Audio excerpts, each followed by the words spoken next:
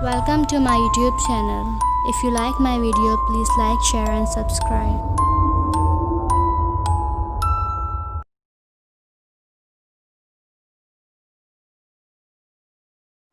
रोहन जैसे ही पीछे मुड़कर देखता है तो अनिल पुरस्कार मुस्कुराहट के साथ हाथ में एक बड़ा सा चाकू लेकर खड़ा हुआ होता है और वो रोहन की तरफ बढ़ ही रहा होता है कि रोहन इसे धक्का देकर गिरा देता है और इससे पूछता है कि ये सब क्या है, ये नोटबुक में तुमने ये सब नाम क्यों लिखे हैं और ये लास्ट में तुमने मेरा नाम क्यों लिखा है, मुझे बताओ।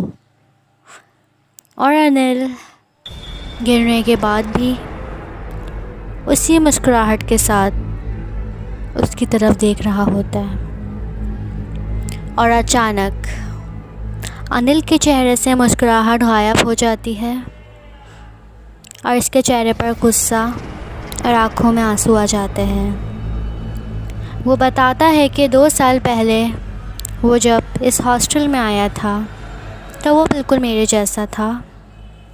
वो भी किसी से ज़्यादा बात नहीं करता था, अपने काम से काम रखता था।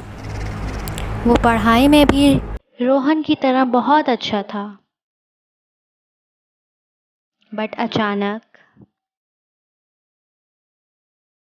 उसे स्किज़ोअफेक्टिव डिसऑर्डर हो जाता है।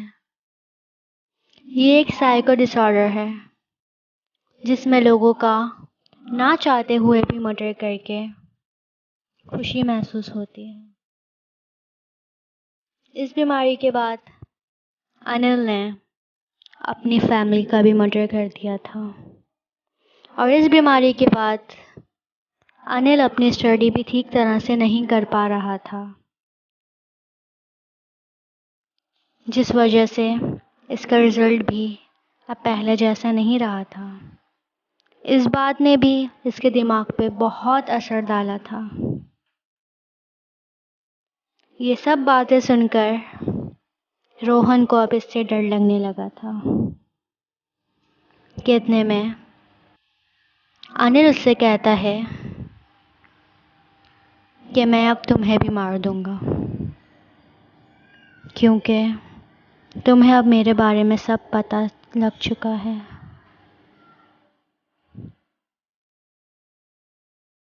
अनिल के ये कहते ही उन दोनों के रूम का दरवाज़ा खुलता है और बाहर खड़े हुए प्रिंसिपल और पुलिस ऑफिसर उनके रूम में आ जाते हैं। वो दोनों बाहर खड़े होकर इन दोनों की बातें सुन रहे होते हैं। पुलिस ऑफिसर उसी टाइम अनिल को अरेस्ट कर लेते हैं और उसे मेंटल असाइलम भेज दिया जाता है।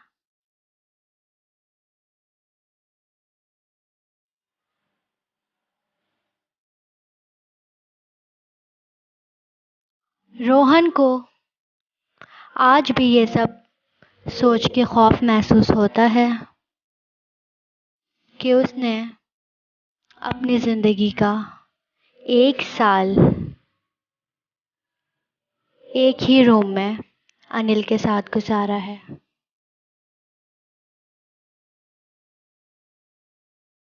जिस इंसान ने लोगों के इतने मर्डर किए हैं, उसने एक ऐसे इंसान के साथ 1 साल गुजारा एक ही रूम में।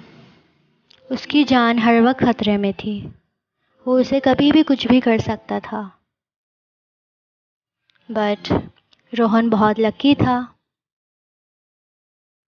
कि अनिल ने उसे अब तक कुछ नहीं किया था।